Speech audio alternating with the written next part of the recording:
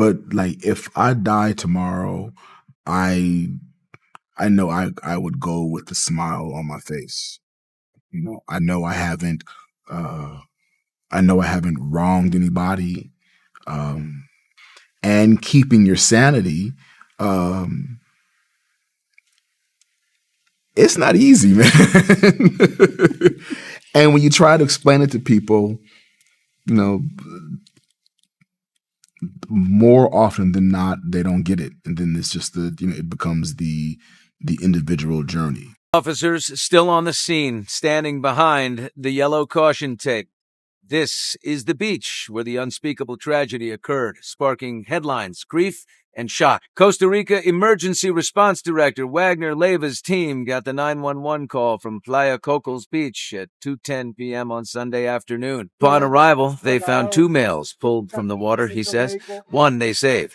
But Malcolm, despite their best efforts, showed no vital signs and was pronounced dead on the scene. For the Cosby Show alum died in an accidental drowning off the coast of Costa Rica July 20th. Police confirmed to ABC News that he had been swimming with his 8-year-old daughter. According to authorities, surfers noticed the father-daughter duo struggling and dove into the water to help. For ABC News, a volunteer lifeguard pulled Warner to shore, where he was given 45 minutes of CPR. In addition to Warner and his daughter, a second man received treatment at the scene and was later taken to a local clinic in critical condition.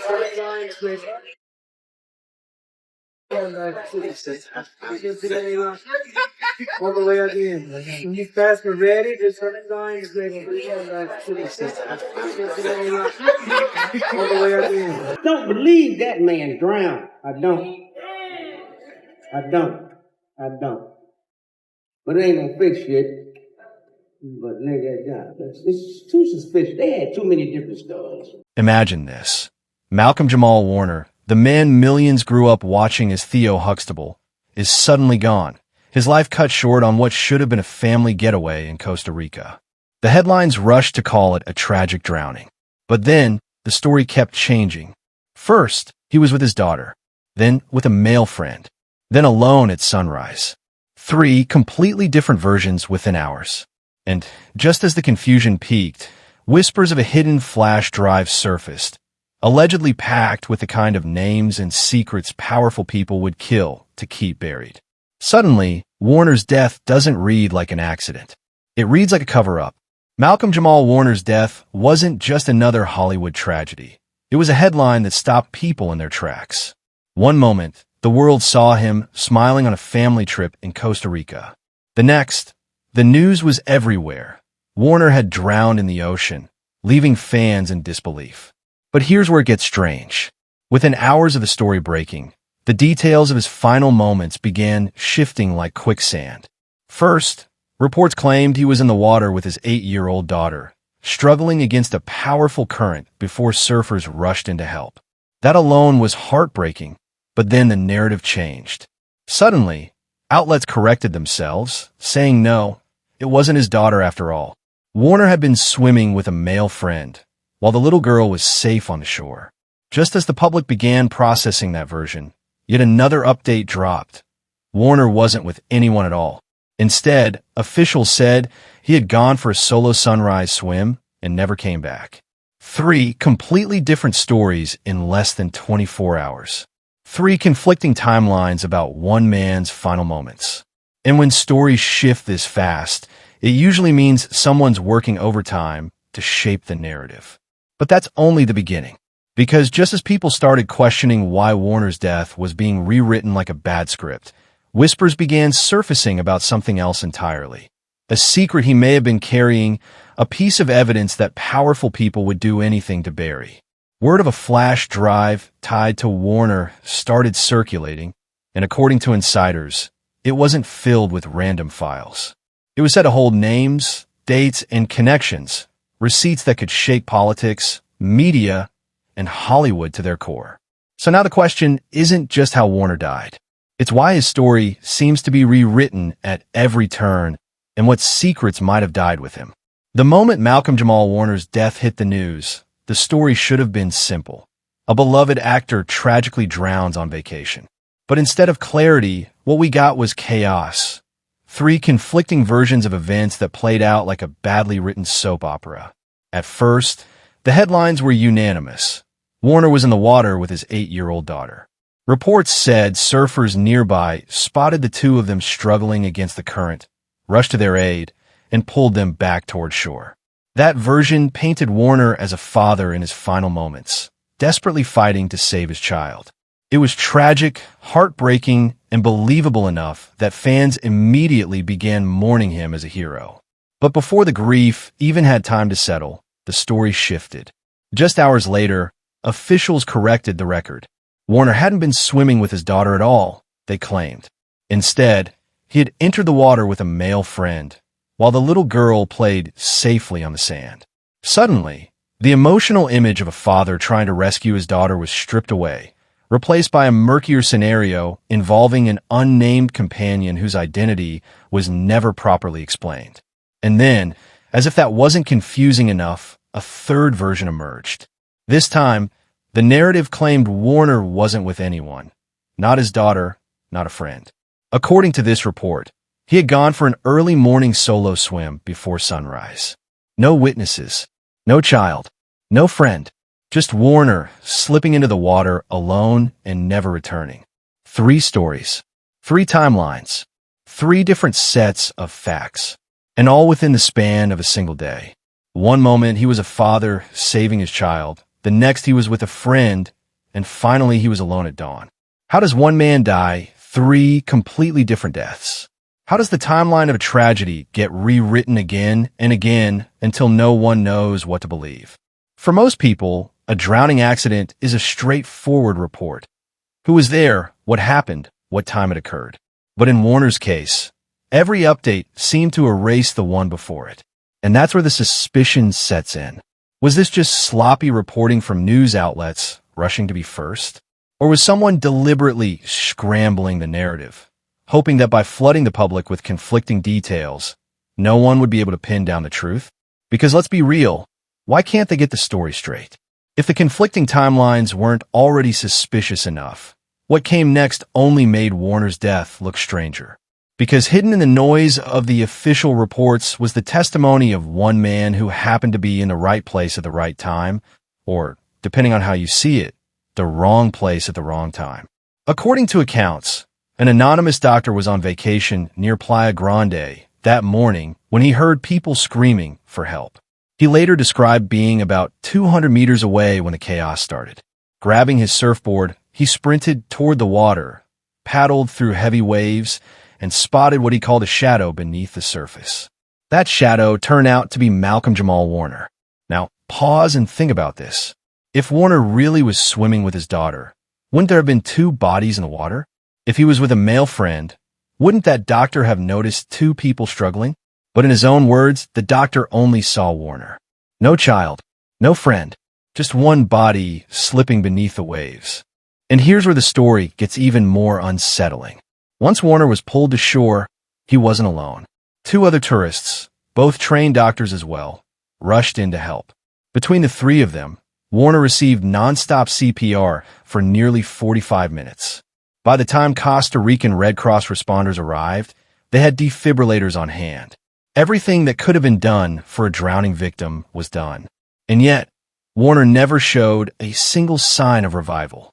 That's unusual.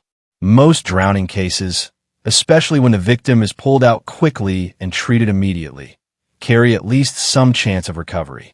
Here, you had 3 doctors, lifeguard-level intervention, emergency responders with proper equipment, and still nothing. It was as if Warner's body had already crossed a line that couldn't be reversed, no matter how many trained hands tried. Almost like something else was at play beyond just water and a riptide. And then comes the detail almost nobody talked about. Warner wasn't the only one pulled from the water that day. Reports briefly mentioned a second man, described as being in critical condition, who was also rescued and taken to a nearby clinic. But after that, silence. No follow-up. No updates. No identity revealed. The Red Cross confirmed his existence, yet the media coverage evaporated. One minute he's in the story, the next he's erased completely, as if his presence threatened to complicate the official version. So let's add this all up. A vacationing doctor just happens to be close enough to spot Warner beneath the waves. Two more doctors happen to be on the beach and jump in to administer prolonged CPR. A mysterious second man is pulled from the same water but vanishes from headlines. And through it all, Warner, supposedly a strong swimmer, supposedly drowning under uncertain circumstances, cannot be revived by trained medical professionals throwing everything they've got at him. What are the odds? When a story like this has so many convenient players, so many medical hands on deck, yet produces zero answers and even fewer survivors, it stops sounding like a tragic accident and starts sounding like a scene that was staged to look like one. And that's why the witness accounts, instead of clearing things up, only made Warner's final moments look more like a puzzle deliberately missing its most important pieces. Up to this point, Malcolm-Jamal Warner's death might still be brushed off as a tragic accident wrapped in sloppy reporting. But then came the whispers about something far more dangerous. Because around the same time his body was pulled from the waters of Costa Rica, talk of a flash drive began circulating in certain corners of Hollywood and the media.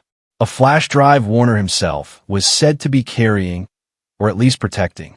According to insiders, this wasn't just some collection of vacation photos or random files. The contents of that drive, if true, could explain exactly why Warner's death seemed to spawn so many contradictions. It allegedly contained names, dates, receipts, the kind of information that ties together the very people who believe they're untouchable: politicians, corporate moguls, music executives, and Hollywood power players.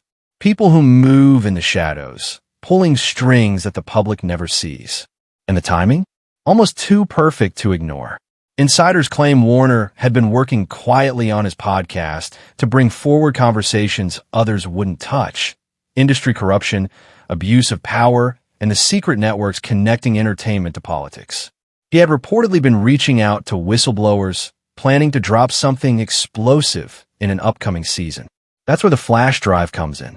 Multiple sources allege it was meant to back up his claims, a safeguard of proof that could not be denied once it went public. But then Warner was gone, and so was the drive. Some claim it simply disappeared from his belongings, never logged, never accounted for. Others believe it was stolen in the chaos after his drowning, slipped away quietly before the media frenzy began. Either way, the connection is chilling. Warner's death occurs the same week insiders say the flash drive vanished without a trace. So ask yourself, what are the odds that a man openly interested in exposing dark truths about the industry suddenly dies under bizarre, contradictory circumstances, and the very evidence he may have been carrying evaporates into thin air? That doesn't look like coincidence. That looks like cleanup. And if the flash drive really did contain the kind of names and details people are whispering about, then Warner's drowning isn't just a tragedy. It's a warning. A message that if you get too close to certain truths, you don't come back up for air. If the reports wanted us to believe Malcolm-Jamal Warner's death was just a tragic accident, then his energy in the days leading up to that trip tells a very different story. Because by all accounts, Warner wasn't a man spiraling or weighed down or reckless. He was the opposite. He was energized, excited, overflowing with plans for the future. Friends say he had been mapping out new podcast episodes, lining up interviews, and teasing projects that, in his words, would finally get real. His last social media posts show him smiling, cracking jokes, even promoting future collaborations. This wasn't someone hiding in shadows or retreating from life. He was leaning in, pushing forward. Even people who only knew him through the screen felt that spark. Fans described him as glowing in recent public appearances, lighter than he'd been in years, finally carving out a space where he could speak freely without Hollywood's filters. He just wrapped talks about expanding his work beyond entertainment, into activism, storytelling, even mentoring young creatives. That's not the energy of a man about to slip away quietly. That's the energy of someone gearing up for the next chapter. And that's where the official narrative starts to crack. Because if Warner was so full of life, why did the press rush to frame his death as a tragic, almost inevitable accident? Why did outlets emphasize the dangerous riptides and vacation gone wrong, as if they were pre-writing the script before questions could even be asked? Fans noticed. Comment sections lit up almost instantly. People weren't just mourning, they were doubting. Something's not adding up. He looked too happy for this to make sense.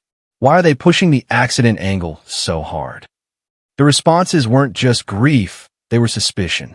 And that suspicion only grew as the contradictions in the timeline came to light. Because when you line it up side by side, the Warner we saw before he left, vibrant and full of purpose, versus the Warner the headlines painted after his death, it doesn't fit. It feels forced, manufactured. Almost like the accident story was less about explaining his death and more about distracting from the real question. Why was Malcolm-Jamal Warner taken from us at the exact moment he was ready to speak the loudest? And maybe that's why the energy he carried before that trip is so important. It doesn't just contradict the drowning story, it destroys it. It makes it impossible to look at his death as a clean-cut tragedy. Instead, it forces us to see it as what it truly feels like, a silencing. A man about to break open uncomfortable truths suddenly gone. Just when the dust was barely beginning to settle, the story of Malcolm-Jamal Warner's death took another sharp, uncomfortable turn. Because out of nowhere, Bill Cosby, yes, that Bill Cosby, decided to insert himself into the tragedy. Cosby, a man whose name is synonymous with scandal, abuse, and betrayal, came forward to share his condolences and to paint Warner's passing as a heartbreaking loss for the Cosby Show family. On paper, that might sound like a touching gesture, but the reaction from the public? Outrage. Pure outrage. Social media exploded with people furious that Cosby, who is still stained by his decades of predatory behavior, would dare use Warner's name to make himself look like a grieving father figure. Fans immediately called it out for what it was: self-serving, tone-deaf, and deeply disrespectful. Don't use his death to clean up your legacy. How dare Cosby act like a victim here? Keep your name out of it. The anger was palpable, and it reignited a much darker conversation about what it really meant to grow up under the Cosby Show umbrella. Because Malcolm-Jamal Warner wasn't just a beloved actor. He was a child star, a black child star navigating Hollywood in an era when powerful men like Cosby held all the keys. And we know now, in chilling hindsight, that those so-called keys came with sinister costs. Warner had spent decades carefully distancing himself from Cosby's imploded legacy, openly acknowledging the shadow it cast, but refusing to let it define him. Yet here, in the hours after his suspicious death, Cosby, of all people, suddenly steps forward to brandish their connection. And that's the moment where this stops being just about Warner's drowning and becomes something much bigger. Because the history of child actors in Hollywood is riddled with dark secrets: abuse, exploitation, manipulation, and the silencing of young voices who dare to speak out. Warner himself had hinted in interviews that surviving the industry as a kid wasn't easy. He'd talked about the pressure, the expectations, the way child actors were treated more like commodities than kids. So when Cosby popped up, inserting himself into Warner's death, it didn't just feel wrong. It felt like a reminder of everything Warner had been up against, everything he may have been preparing to finally shine a light on. And for many fans, that sealed the suspicion. If Warner's death really was tied to something bigger, if he was carrying truths too dangerous for Hollywood to let out, then Cosby's sudden appearance wasn't just awkward. It was a red flag, a chilling connection between Warner's fate and the darker, toxic legacy of the very industry he was ready to expose. Because the truth is, Warner's death can't be separated from that history. His life, his survival as a child actor, his resilience as an adult, and his courage in wanting to speak out stands in direct contrast to the predators and abusers who haunted Hollywood's so-called golden era. And in that light, Cosby's comments weren't comforting. They were gasoline on an already raging fire. As if Warner's death wasn't already shrouded in enough mystery, something else happened that made people stop cold. Because the very same week Malcolm-Jamal Warner was found dead, another former Cosby-linked actor also passed away. 2 deaths, same week, both tied, directly or indirectly, to the same TV family that once symbolized America's picture-perfect household. And suddenly, the conversation shifted from a tragic accident to something that looked a lot more like a pattern.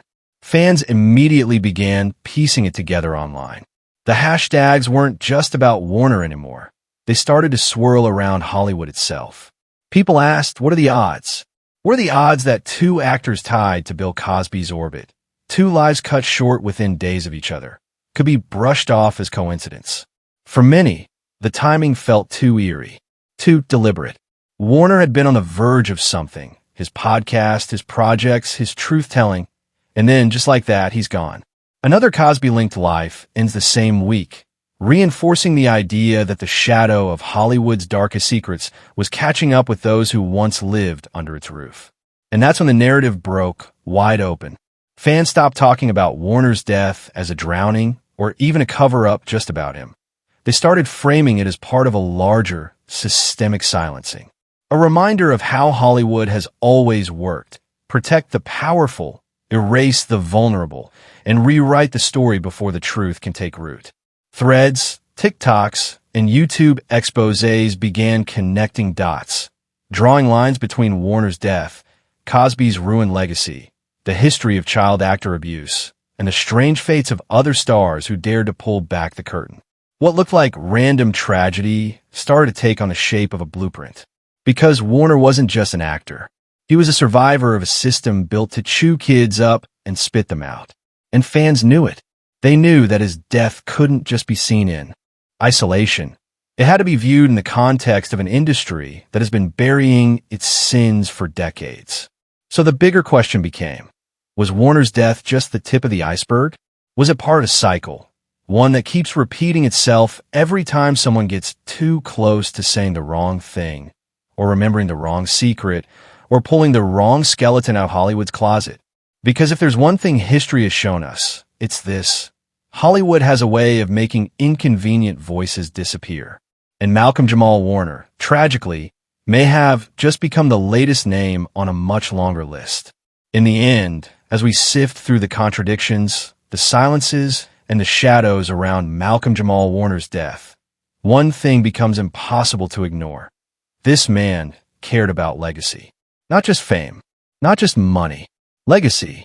In interviews, Warner often spoke about integrity, about how he refused to let Hollywood chew him up or dictate his path. He once said, "When I leave this world, I want to be remembered more for the man I was than for the roles I played." Those words feel haunting now, almost prophetic, because they frame his death in a way that no headline ever could. And that's where the flash drive comes back in. The whispered insurance policy, the alleged files naming politicians, moguls, and Hollywood elites. If those claims are true, then Warner's real legacy isn't just Theo Huxtable. It isn't just decades of music, acting, and directing. His legacy might be the truth he was preparing to unleash, the truths that terrified the most powerful people in America. Think about the timing. A man full of life, carrying information dangerous enough to bring giants to their knees, suddenly drowns under impossible circumstances. And the one piece of evidence that could tie it all together, the flash drive, conveniently disappears from sight. So now the chilling question remains. If the feds really do have that drive, what happens next? Will the world ever see what Warner left behind? Will his words, his files, his insurance policy finally expose the system he spent his life surviving? Or will that evidence be locked away, buried deep, used as a bargaining chip in backroom deals we'll never hear about? Because if history tells us anything, it's this: truth in Hollywood rarely comes to light. It's not revealed. It's managed, controlled, weaponized. And so Warner's death leaves us with one final, haunting thought. His body may be gone, but his legacy, it may still be out there, sitting on a hard drive in some evidence locker. A truth too big to ignore, but maybe too dangerous to ever let see the light.